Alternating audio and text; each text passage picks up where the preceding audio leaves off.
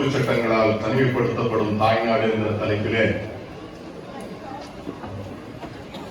நம்முடைய அன்பிற்குரிய தாங்கள் ஜும்மா பள்ளிவாசல் ஜமாத்தார்கள் ஏற்பாடு செய்திருக்கின்ற இந்த மாபெரும் விளக்க பொதுக்கூட்டத்திற்கு தலைமை ஏற்றிருக்கின்ற தாங்கள் ஜும்மா பள்ளிவாசலுடைய முக்தவல்லி அன்பிற்கும் மரியாதைக்குரிய சகோதரர் வீரான் அவர்களே, இந்த நிகழ்ச்சியை ஒருங்கிணைத்து வரவேற்புரை வழங்கி அமர்ந்திருக்கின்ற அன்பிற்குரிய சையது இம்தியாஸ் அவர்களே, இந்த பொதுக்கூட்டத்திலே கலந்து கொண்டு கருத்துரை ஆற்றுவதற்காக இங்கே அமர்ந்திருக்கின்ற டாக்டர் அமீர்கான் அவர்களே, பேராசிரியர் அன்சருதீன் மக்கீர் அவர்களே, அருமைக்குரிய அப்துல் காதர் அவர்களே, நிகழ்ச்சியை தொகுத்து வழங்கிக் கொண்டிருக்கக்கூடிய அன்பிற்குரிய மக்தும் தாஜ் அவர்களே, நன்றியுரை சொல்வதற்காக காத்திருக்கின்ற தாங்கள் ஜும்மா பள்ளிவாசலுடைய துணை முக்தவல்லி அன்பிற்குரிய சையது கரீர் அவர்களே, இந்த விழாவிலே என்னோடு கலந்து கொண்டிருக்கக்கூடிய இந்திய தேசிய காங்கிரஸ் கட்சியை சார்ந்த என் அன்பிற்குரிய நண்பர்கள் செழியன் அவர்களே, மாதவராவ் அவர்களே, ஆர்கே நகர் சையத் அவர்களே, தேசிய மணி அவர்களே, கலிமுல்லா, ரஹ்மான், ஜோதி பிரகாஷ் முன்னாள் மாநகராட்சி மன்ற உறுப்பினர், அன்பிற்குரிய தாமஸ், தினேஷ் பாபு, ரவிகாந்த், ஐயம் பெருமாள், சுரேஷ், எங்களுடைய வட்ட கமிட்டி தலைவர் இலியாஸ், இவர் எல்லோருக்கும் மேலாக இந்த மாலை நேரத்திலே தங்களது எதிர்காலத்தை பற்றிய கவலையுடனும் தங்கள் சந்ததிகளை பற்றிய வருத்தத்துடனும் இங்கே நாங்கள் சொல்லுகின்ற கருத்துக்களை கவனத்தோடு கேட்பதற்காக இந்த அரங்கம் நிரம்பி வணிகிற அளவிற்கு கூடியிருக்கின்ற என் அன்பிற்குரிய இஸ்லாமிய சகோதரர்களே, மேடைக்கு இடதுபுறம் அமர்ந்திருக்கின்ற என் அன்பிற்குரிய இஸ்லாமிய சகோதரிகளே, உங்கள் எல்லோரையும் சந்திப்பதிலும் இந்த கருத்தரங்கிலே இந்த பொதுக்கூட்டத்திலே கலந்து கொண்டு உரையாற்றுவதிலும் நான் உள்ளபடியே மகிழ்ச்சி அடைகிறேன். கடந்த 2 மாத காலமாக தமிழகத்தினுடைய பல்வேறு பகுதிகளிலே மத்திய அரசினுடைய குடியுரிமை சீர்திருத்த திட்டம், மத்திய அரசினுடைய மக்கள் தொகை பதிவேடு, இதை பற்றிய பொதுக்கூட்டங்களிலே கலந்து கொண்டு உரையாற்றுகின்ற வாய்ப்பினை நான் தொடர்ந்து பெற்று வருகிறேன். ஒரு 2 நாட்களுக்கு முன்னால் ராமநாதபுரத்திலே நம்முடைய பேராசிரியர் ஜவாஹிருல்லா அவர்கள் ஏற்பாடு செய்த மாநாட்டிலே கலந்து கொண்டு திரும்பினேன். ஏறக்குறைய 25,000 பேர் நடந்து கொண்ட நிகழ்வு. அதற்கு ஒரு வாரத்திற்கு முன்பு இந்திய யூனியன் முஸ்லீம் லீக் கட்சியை சார்ந்த பேராசிரியர் காதர் மொய்தீன் அவர்கள் கடையநல்லூரிலே ஒரு மிகப்பெரிய மாநாட்டினை ஏற்பாடு செய்திருந்தார்கள். இப்படி தமிழ்நாடு முழுவதும் போகிற இடமெல்லாம் ஆயிரக்கணக்கான இஸ்லாமிய சகோதரர்களை பார்ப்பதிலே நான் மகிழ்ச்சி அடையவில்லை.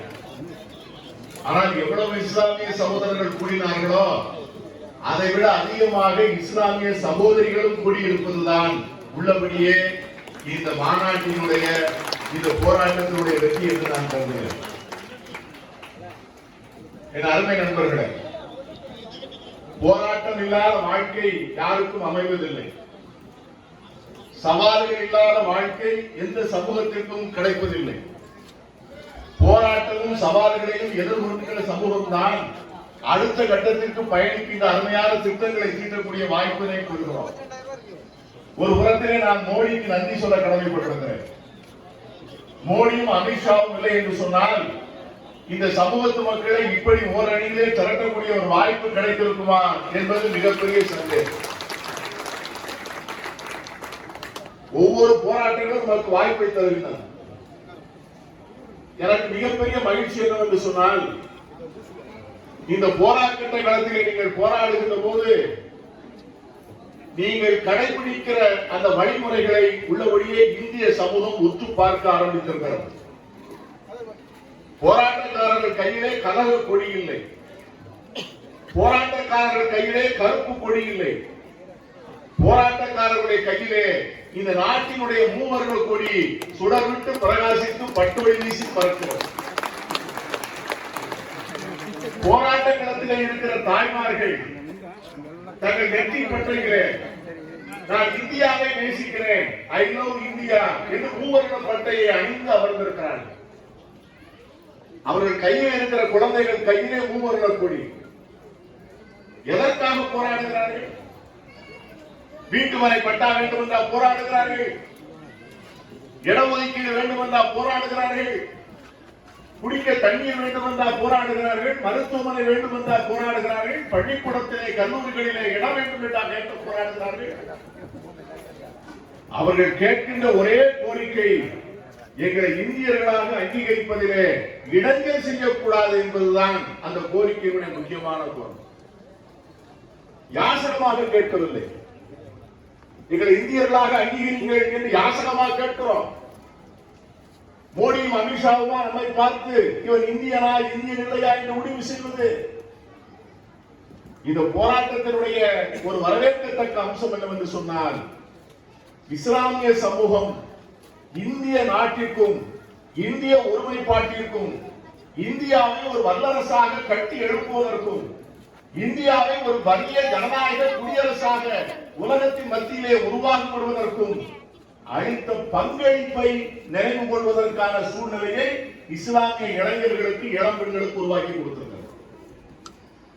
இஸ்லாமிய சமூகம் இல்லாமல் இந்திய சுதந்திரம் இல்லை, இஸ்லாமிய சமூகம் இல்லாமல் இந்திய நாடு இல்லை, இஸ்லாமிய சமூகம் இல்லாமல் இந்தியாவிலே அரசியல் சாசன சட்டம் இல்லை, இந்தியாவின் மூவர்ண கொடி இல்லை, இந்திய குடியரசே இல்லை என்கிற உண்மையை, வரலாற்றை இந்திய இளைஞர்கள் இஸ்லாமிய இளைஞர்கள் தெரிந்து கொள்வதற்கான சூழ்நிலையை தான் இந்த போராட்டம் உருவாக்கி கொடுத்திருக்கிறது. இந்த போராட்டம் இன்னும் சில பாடங்களை நாம் கற்றுக்கொள்ள வேண்டாம். கூட்டம் போடுகிறோம், கோஷம் போடுகிறோம், ஊர்வலமாக அணிதிரண்டு செல்கிறோம் என்பதெல்லாம் ஒரு புறம். மனித வாழ்க்கையும் ஒரு தேசத்தினுடைய பயணமும் இதோடு நின்று விடுவதில்லை. அடுத்த கட்டத்திற்கு போவோம். அடுத்த கட்டத்திற்கு போகின்ற போது நாம் எப்படி பயணிக்க வேண்டும் என்பதைத்தான் இந்த போராட்ட காலத்திலே நாம் தெரிந்து கொள்ள வேண்டும். இஸ்லாமியர்களுடைய வரலாற்றை முதலில் தெரிந்து கொள்ள வேண்டும். எல்லா இல்லங்களிலும் இஸ்லாமிய அடையாளங்கள் எவ்வளவு போற்றி புகழத்தக்க விதமாக நாம் கொண்டாடுகிறோமோ, அதை போல நம்முடைய இந்திய அடையாளத்தையும் நாம் போற்றி பாதுகாக்க வேண்டும் என்பதுதான் இந்த போராட்டம் நமக்கு தந்திருக்கிற மிகப்பெரிய பாடம். இந்தியத்துவமும் இந்திய குடியுரிமையும் மோடியும் அமித்ஷாவும் நமக்கு போட்ட பிச்சை இல்லை. இந்தியா என்பது தாய்நாடு என்று உரிமையோடு சொல்கிறோம் என்று சொன்னால், இந்த தாய்நாட்டை உருவாக்குவதற்காக சிந்தப்பட்ட ஒவ்வொரு இரத்த துளியிலும் இந்திய இஸ்லாமியரின் பங்கு இருக்கிறது என்ற வரலாறு தெரிந்துள்ளது. நீண்ட தூரம் போக வேண்டாம் நண்பர்களே.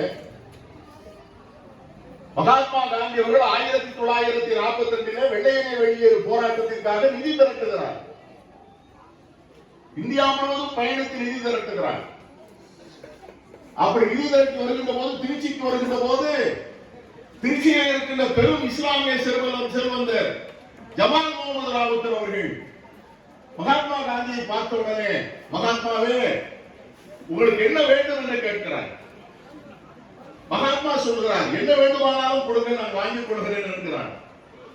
உடனே கையெழுத்து போட்டு தொகையே எழுதப்படாத பிளாங்க் செக் மகாத்மா கையிலே இந்த செக்கை கொடுத்த உடனே மகாத்மா காந்திக்கு ஒன்றும் விளங்கவில்லை. மகாத்மா காந்தி சொல்லுகிறார், என்னுடைய நெருங்கிய நண்பர் பிர்லா இந்தியாவுடைய மிகப்பெரிய பணக்காரர், அவர் கூட எனக்கு பிளாங்க் செக் தரவில்லையே. ஜமால் முகமது சாஹிப் அவர்களே, நீங்கள் பிளாங்க் செக் கொடுத்திருக்கிறீர்களே, நான் இதில் எவ்வளவு பணத்தை போட வேண்டும் என்று கேட்கிறார்.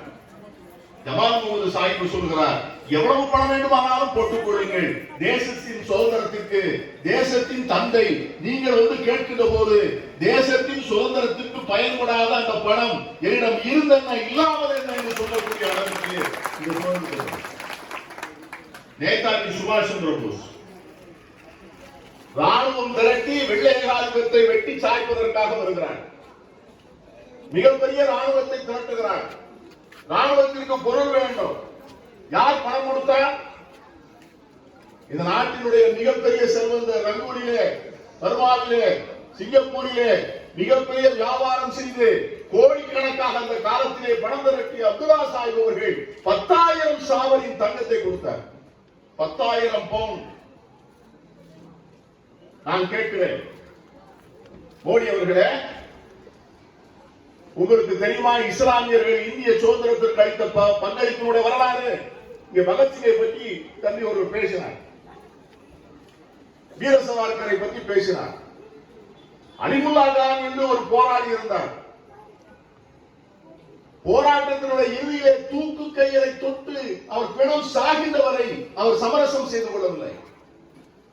மார்க்க அறிஞர்களை விட்டு அவரை சமரசம் செய்தார்கள். அரசாங்க உத்தியோகத்தில் இருந்த மிகப்பெரிய இஸ்லாமியர்களை கொண்டு வந்து அவரை சரி கட்ட பார்த்தார்கள். ஆனால் அவன் தான் சொன்னான், அவரும் பகத்சிங்கும், எங்களை தூக்கிலே போடக்கூடாது. உடனே ஜெயிலர் சிரிக்கிறார், ஏழை அவங்களை தூக்கிலே போடக்கூடாது. அவர் சொல்கிறார், நாங்கள் உங்களுடைய எதிரிகள், என்னை நீ தூக்கிலே போட்டா என்று சொன்னால் நான் சாகும் போது என் கால்கள் இந்த தாய் மண்ணை தொடாது. என்னை துப்பாக்கியால் சுட்டுக்கொள், நான் விழுகிற போது என் ரத்தத்துள் இந்த தாய் நாட்டின் மண்ணோடு கலக்கும் என்று சொன்ன அலிமுல்லா கானுடைய பரம்பரையில பாருங்க. ஏன் நண்பர்களே, காந்தியை சுட்டவர் இஸ்லாமியரா? இந்திரா காந்தியை சுட்டவர் இஸ்லாமியரா? ராஜீவ் காந்தியை சுட்டவர் இஸ்லாமியரா? இந்த நாட்டின் சுதந்திரத்திற்கும் குடியரசிற்கும் இந்த நாட்டை வல்லரசாக கட்டி எழுப்புவதற்கும் இந்த மக்கள் செய்த தியாகத்தினுடைய வரலாற்றை நாம் ஒரு நாளும் தொலைத்து விடாமல் அதை கைகளிலே வைத்து போராட வேண்டும், பாராட்டப்பட வேண்டும் என்பதை சொல்வதற்கான வாய்ப்பாகத்தான் இந்த போராட்டத்தை நான் பார்க்கிறேன். மோடி அமித்ஷா நினைத்தால் நாமெல்லாம் வெளியே வருவோமா?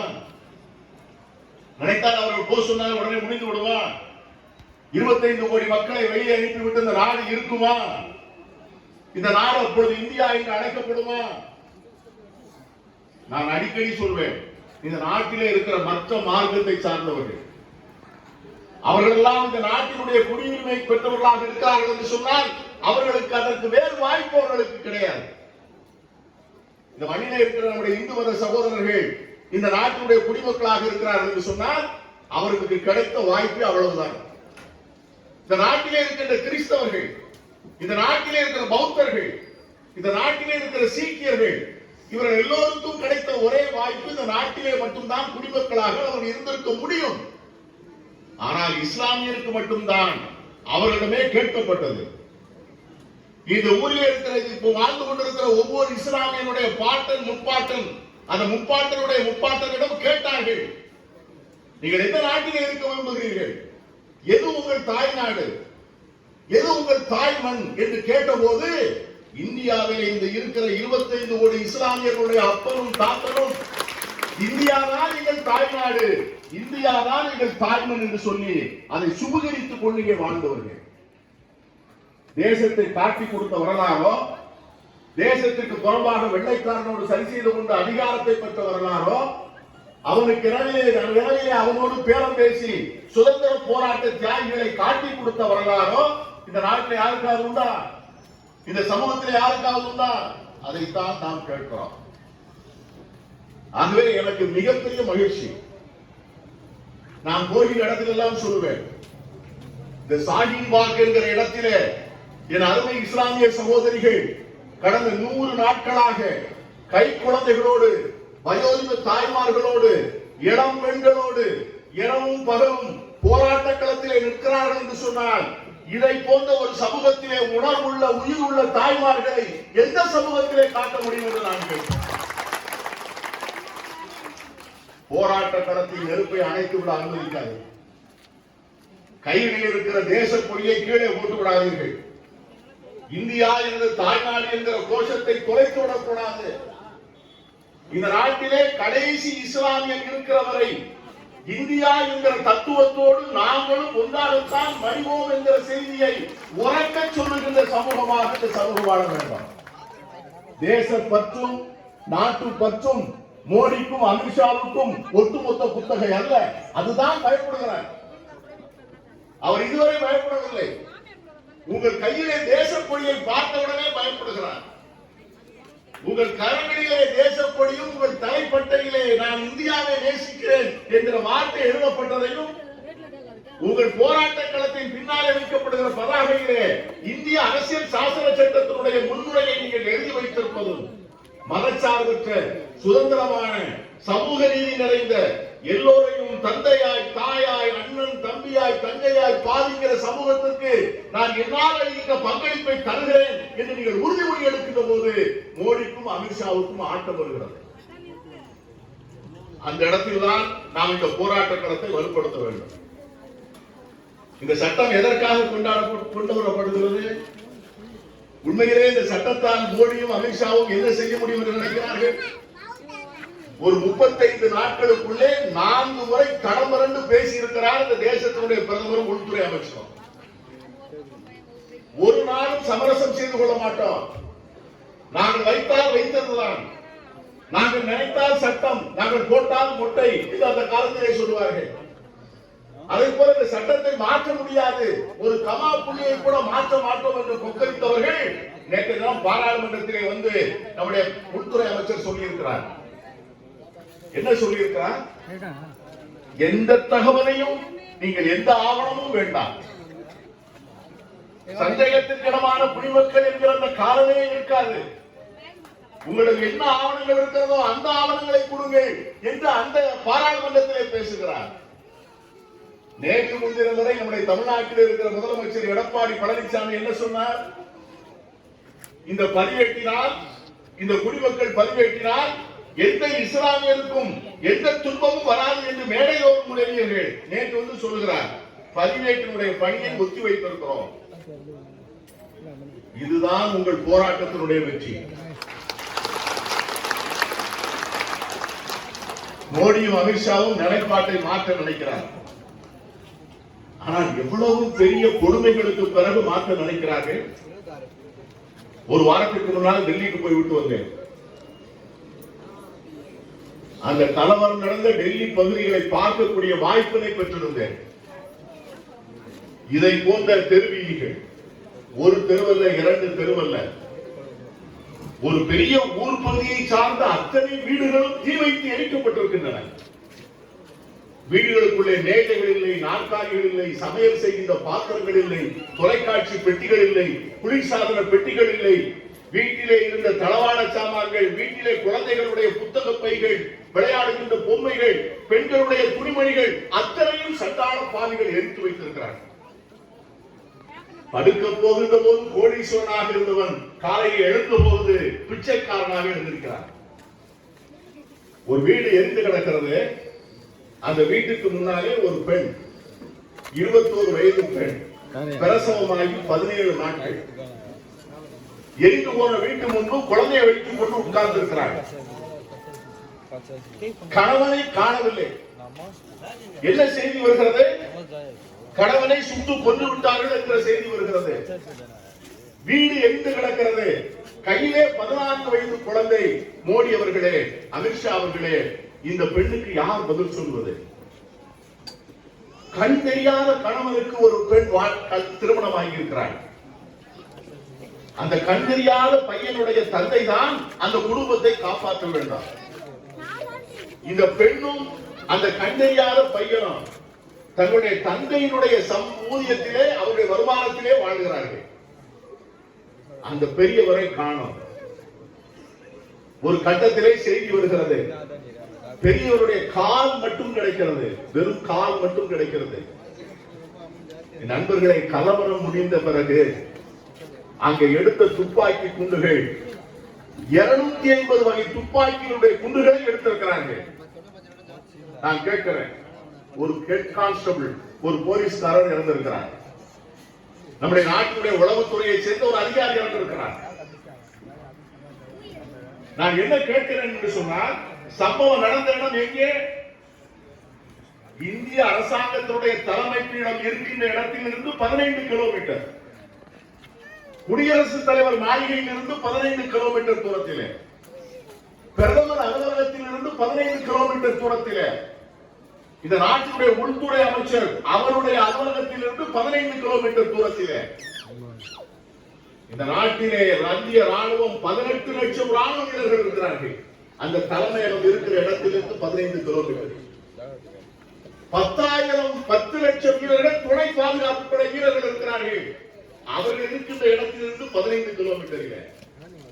36 மணி நேரம், 3 நாட்கள், ஆயுதங்களோடு ஒரு காலி கூட்டம், துப்பாக்கிகளோடு, வீச்சரிவாக்களோடு, பெட்ரோலிய குண்டுகளோடு, தீப்பந்தங்களோடு அப்பாவி மக்களை, அன்றாடம் காட்சிகளை, தாய்மார்களை, வயோதிபர்களை, பச்சை குழந்தைகளை தீ வைத்து கொளுத்துகின்ற போது இந்த 18 லட்சம் ராணுவ வீரர்கள் வரவில்லையே, 10 லட்சம் துணை பாதுகாப்பு படை வீரர்கள் வரவில்லையே, எங்கள் பிரதமரே நீங்கள் வருத்தம் கூட தெரிவிக்கவில்லையே, நீங்கள் எப்படி எங்கள் பிரதமராக இருக்க முடியும்? How can I say that you are our prime minister? வாக்கு போட்டவர்களுக்கு மட்டுமா நீங்கள் பிரதமர்? நீங்கள் எடுத்த அரசியல் சாசன சட்டத்தினுடைய உறுதிமொழியின்படி இந்திய நாட்டினுடைய ஒவ்வொரு குடிமகனையும் பாதுகாக்க வேண்டிய பொறுப்பு உங்களுக்கு இல்லையா? இன்னைக்கு நம்முடைய உள்துறை அமைச்சர் பாராளுமன்றத்தில் பேசுகிறார். டெல்லி காவல்துறை மிகப்பெரிய சாதனையை செய்திருக்கிறார். 36 மணி நேரத்திற்குள் கட்டுப்பாட்டிற்குள் கொண்டு வந்திருக்கிறார்களாம். இதற்காக அவர்களுக்கு பாராட்டு பத்திரம் வழங்க வேண்டுமா? உச்ச நீதிமன்றத்துடைய முன்னாள் நீதிபதிகள் 3 பேர் அங்கே போய் பார்வையிட்டு ஒரு 25 நாட்களுக்கு முன்னால் தன்னுடைய பதவியில் இருந்து ஓய்வு பெற்றிருக்கின்ற நீதியரசர் லோக்கூர் அவர்கள் சொல்லுகிறார், இந்த நாட்டினுடைய ராணுவமோ, இந்த நாட்டினுடைய காவல்துறையோ, உச்ச நீதிமன்றமோ நினைத்திருந்தால் இந்த கலவரத்தை தடுத்திருக்கலாம் என்று சொல்லுகிறார். ரொம்ப கவனமாக இருக்க வேண்டும். டெல்லி கலவரத்தோடு முடிந்து விட்டது என்று தயவு செய்து யாரும் நினைத்து விடாதீர்கள். இப்பொழுதுதான் கோயம்புத்தூரில் ஆரம்பித்திருக்கிறார்கள். இந்த கலவரத்தை ஊர் ஊராக விரிக்க வேண்டும் என்பதுதான் அவர்கள் நோக்கம். இப்படி விரிப்பதன் மூலமாக மக்களை பிளவுபடுத்த வேண்டும் என்று நோக்கம். சிறுபான்மை மக்கள் தங்களுடைய பாதுகாப்புக்காக, தாங்கள் கொண்டிருக்கின்ற அச்சத்திற்காக அவர்கள் ஒன்று திரண்டு தங்களை காத்துக் கொள்வதற்காக எழுந்து நிற்கின்ற போது அந்த கூட்டத்தை காண்பித்து பார்க்கிறாயா? பிரதமர் கேட்கிறார், யார் போராடுகிறார் என்று பார், அவர் அணிந்திருக்கிற ஆடைகளை பார் என்று சொல்லுகிறார். போராடுகிறவருடைய ஆடைகளை பாருங்கள் என்று ஒரு தேசத்தினுடைய பிரதமர் சொன்னார். அவர் மதம், இனம், மொழி, ஜாதி கடந்த பிரதமர் என்று நாம் எப்படி ஏற்றுக்கொள்வோம்? ஆகவேதான் நீங்கள் மிக மிக கவனமாக இருக்க வேண்டும். எதற்காக இதை செய்கிறார்? தேர்தல் முடிந்து விட்டது. இன்னும் 5 வருடம் ஒரு ஆட்சி செய்யலாம். 5 வருடம் ஆட்சி செய்யக்கூடிய பிரதமர் இப்படிப்பட்ட பிரச்சனைகளை கிளப்பி நாடு முழுவதும் எப்படிப்பட்ட வாத களத்தை கிளப்புகிறார்? ஊடகங்களை பார்த்தால் மாலை நேரங்களில் இதுதான் வாதம். எல்லா ஊடகங்களிலும் என்ன பேசுகிறோம்? இப்ப 2-3 நாளா கொரோனா வந்திருக்கு, வைரஸ். அதுக்கு முன்னால சிஐஏ, என்பிஆர் இதை பற்றி தான் பேசுவோம். சாகிபாக், நம்முடைய வண்ணாரப்பேட்டையில் இருக்கிற தாய்மார்கள் இருக்கிறோம். இப்படி ஊர் ஊராக இஸ்லாமிய நண்பர்கள் கொடி பிடித்துக் கொண்டு போவதைத்தான் தொலைக்காட்சிகள் காண்பிக்கின்றன. எதற்காக? எதற்காக என்று சொன்னால், நம்ம ஊர்ல பழைய கிராமங்களிலே கொடை விழா நடத்துவார்கள், ஆட்டம் பாட்டம் கச்சேரி நடத்துவார்கள், வான வேடிக்கை நடத்துவார்கள். மக்களுடைய கவனம் எல்லாம் இந்த ஆட்டத்திலும் பாட்டத்திலும் வான வேடிக்கையிலும் இருக்கின்ற போது வீடு புகுந்து திருடர்கள் திருடிக்கொண்டே போய்கொண்டே இருப்பார்கள். அதைத்தான் இன்று மத்திய அரசு செய்கிறது. மக்களுடைய கவனத்தை திசை திருப்பிவிட்டு நாட்டில் உள்ள செல்வங்களை எல்லாம் சில முதலாளிகள் கொள்ளை கொண்டு போவதற்கு அனுமதியையும், நாட்டின் இயற்கை செல்வத்தை சில தனி முதலாளிகளிடம் ஒப்படைப்பதற்கான சதித்திட்டத்தையும் சில பெரும் கோடீஸ்வரர்கள் மக்களுடைய வரிப்பணத்தை கொள்ளை போடுவதற்கான அனுமதியையும் தொடர்ந்து வழங்கிக் கொண்டு அதை பற்றி மக்கள் பேசக்கூடாது என்பதற்காகத்தான் மக்களை பிரித்தாடுகின்ற சூழ்ச்சியிலே இந்த மோடி அரசும் பாஜக கட்சியும் அணிந்திருக்கிறது. உங்களுக்கு வியாபாரிகளுக்கு தெரியும், எஸ் பேங்க் என்று சொல்லக்கூடிய ஒரு பெரிய வங்கி மூடிவிட்டது. அதற்கு முன்னால ஒரு 15-20 நாட்களுக்கு முன்னால மகாராஷ்டிராவில் இருக்கிற ஒரு கூட்டுறவு வங்கி, மகாராஷ்டிரா கோஆபரேட்டிவ் பேங்க், அது மூடிவிட்டது. இந்தியாவிலே இருக்கிற மிகப்பெரிய பொதுத்துறை நிறுவனமான BSNL அதை மூடிவிட்டார்கள். ஏர் இந்தியா பல்லாயிரக்கணக்கான தொழிலாளர்களுக்கு வேலை வாய்ப்பு கொடுத்து இந்தியாவுடைய முகவரியாக மகாராஜா என்று அழைக்கப்பட்ட மிகப்பெரிய விமான கம்பெனி அரசுக்கு சொந்தமானது, அதை முடித்து விட்டார்கள். LIC பண்டித ஜவஹர்லால் நேரு அவர்கள் 1955 5 கோடி ரூபாய் முதலீட்டிலே துவங்கப்பட்ட அந்த கம்பெனி ஏறக்குறைய 8 லட்சம் கோடி மதிப்பீட்டிலே இருந்து கோடிக்கணக்கான மக்களுக்கான வாழ்க்கை உத்தரவாதத்தை தந்து பல கோடி ரூபாய்களை வருமானமாக மத்திய அரசுக்கு தருகிற கம்பெனிகளை தனியாருக்கு விற்பதற்கான செயல் திட்டத்தை தீட்டிக் கொண்டிருக்கிறார்கள். பெரிய பெட்ரோலிய கம்பெனி பிபிஎல், அந்த இந்திரா காந்தி அவர்கள் 25 கோடி ரூபாய்க்கு வாங்கினார்கள் பர்மா ஷெல் கம்பெனியிடம் இருந்து. அந்த இந்திரா காந்தி 25 கோடி ரூபாய்க்கு வாங்கிய கம்பெனியினுடைய மதிப்பு இன்று ஏறக்குறைய 8 லட்சம் கோடி. அதை விற்பதற்கு பேரம் நடத்துகிறது மோடியுடைய அரசு. என் அருமை நண்பர்களே, இன்றைக்கு காலையிலே பத்திரிகையில் வந்திருக்கிற செய்தி என்னவென்று சொன்னார், உலகத்திலே ஆயுதங்களை அதிகமாக இறக்குமதி செய்கிற நாட்டில் முதலிடத்தில் என்ன நாடு இருக்கிறது என்று சொன்னால் இந்தியா. எதற்காக அவ்வளவு ஆயுதங்களை இறக்குமதி செய்ய வேண்டும்? ட்ரம்ப் வந்தார், அமெரிக்க குடியரசுத் தலைவர் ட்ரம்ப் இந்த நாட்டிலே வந்து இந்த நாட்டினுடைய வாழ்கின்ற மக்களுக்கு, நம்முடைய பொருளாதாரத்திற்கு, நம்முடைய இளைஞர்களுக்கு, வேலை வாய்ப்புகளுக்கு என்ன தந்தார்? 1 லட்சம் மக்களை கூப்பிட்டு வரவேற்பு கொடுத்தார் மோடி. அரசாங்கத்தினுடைய பணம் மட்டும் ஏறக்குறைய 1000 கோடி ரூபாய் செலவு அந்த வரவேற்பு கொடுப்பதற்கு. அப்படி வரவேற்பு அளிக்கப்பட்ட வந்த ட்ரம்ப் இந்த நாட்டினுடைய முன்னேற்றத்திற்கு, பொருளாதார வளர்ச்சிக்கு ஏதாவது செய்தாரா? நாம் தான் கொடுத்தோம் $3 பில்லியன். 1 கோடி 2 கோடி இல்ல நண்பர்களே, 1 லட்சம் 2 லட்சம் அல்ல, $3 பில்லியன். மோடி போய் அமெரிக்காவிலே சொல்லுகிறார், தேர்தல் நடையிலே பேசுகிறார், இந்தியாவுக்கு போய்விட்டு வந்தேன், பை நிறைய பணம் கொண்டு வந்திருக்கிறேன், $1 பில்லியன் கொண்டு வந்திருக்கிறேன், அமெரிக்க மக்களுக்கு வேலை வாய்ப்பு கொண்டு வந்திருக்கிறேன், ஆகவே எனக்கு வாக்களிங்கள் என்று ட்ரம்ப் வாக்கு கேட்கிறார் என்று சொன்னால், அவருக்கு அங்கு வாக்கு போடுவதற்காக இந்திய வரி மக்களுடைய பணத்தை மோடி கொடுக்கிறார் என்று பொருள். நாட்டின் பொருளாதார நிலை நாளுக்கு நாள் நாம் பயப்படக்கூடிய அளவுக்கு இருக்கிறது. உங்களில் அநேகர் வியாபாரிகளாக இருப்பீர்கள், உங்களில் அநேகர் தொழில் செய்யக்கூடியவர்களாக இருப்பீர்கள். எனக்கு வருத்தமெல்லாம் இந்திய நாட்டினுடைய நடுத்தட்டு வர்க்கம் என்று சொல்லக்கூடிய மாத சம்பளம் வாங்குகிற ஜனத்தொகையிலே இஸ்லாமியர்களுடைய பங்கு என்பது மிக மிக குறைவு.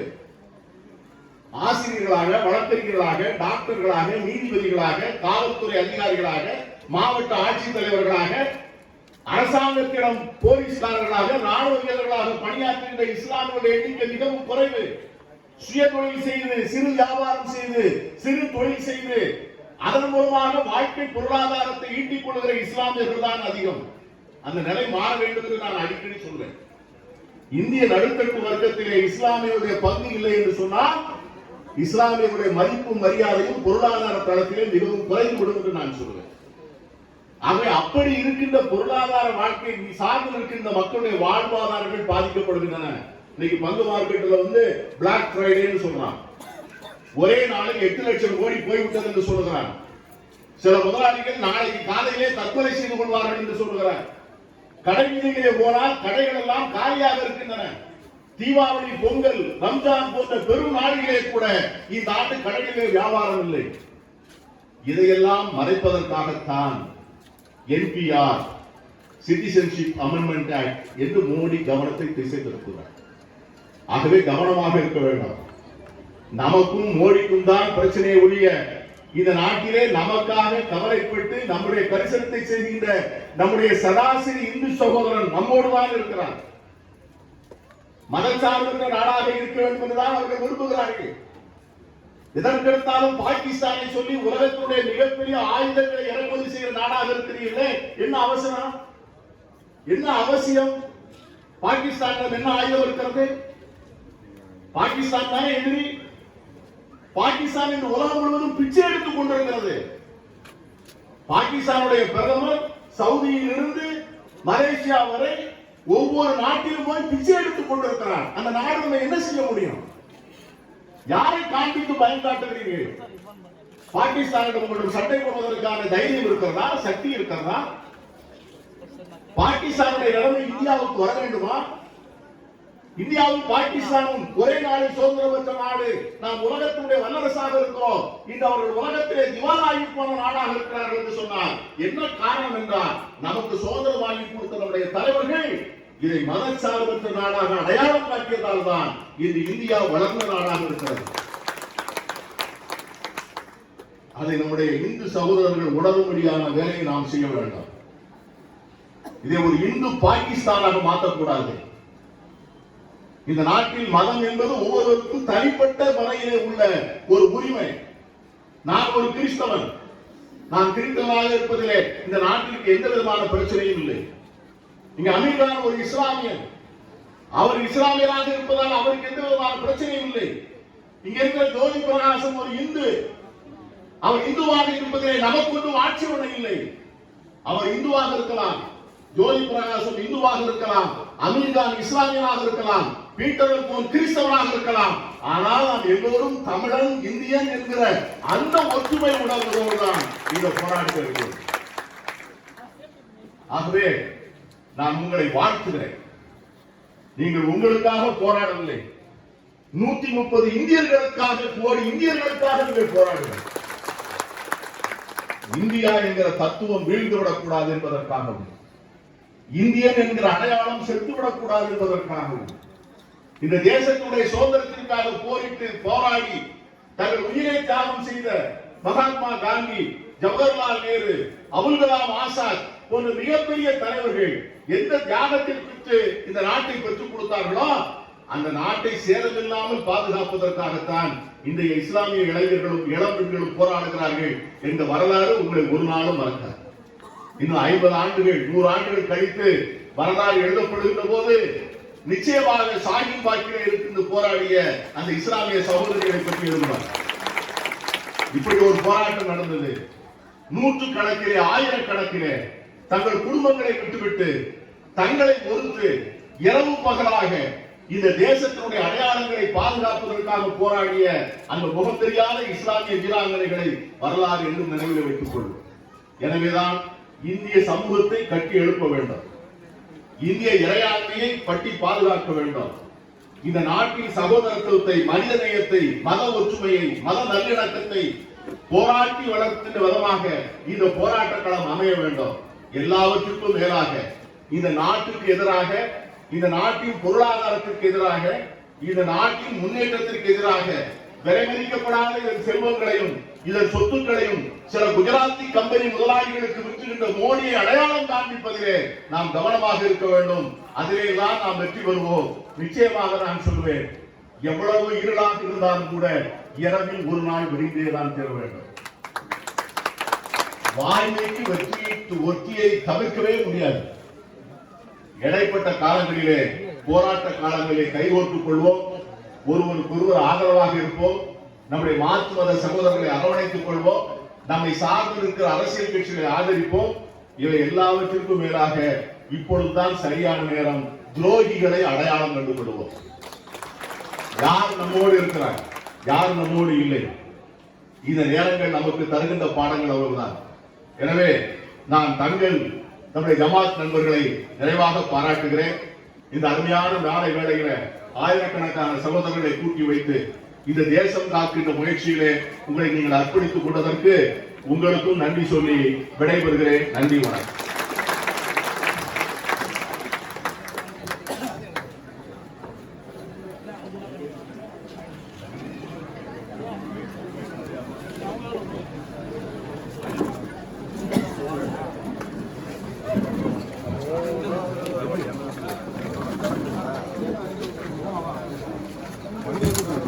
நம்முடைய அழைப்பை ஏற்று இங்கே வருகை தந்து பல செறிவான கருத்துக்களை வழங்கி இந்துக்களும் முஸ்லிம்களும் கிறிஸ்தவர்களும் ஊர்காய் பிள்ளைகள் பூல்குடி உறவுகள் நாம் அனைவரும் எப்போதும் ஒன்றிணைந்து ஒற்றுமையோடு வாழ வேண்டும். ஒருவரை ஒருவர் பலப்படுத்திக் கொள்ள வேண்டும், ஒருவரை ஒருவர் பக்குவமாக இருக்க வேண்டும் என்பதனை சொல்லியிருக்கிறார்.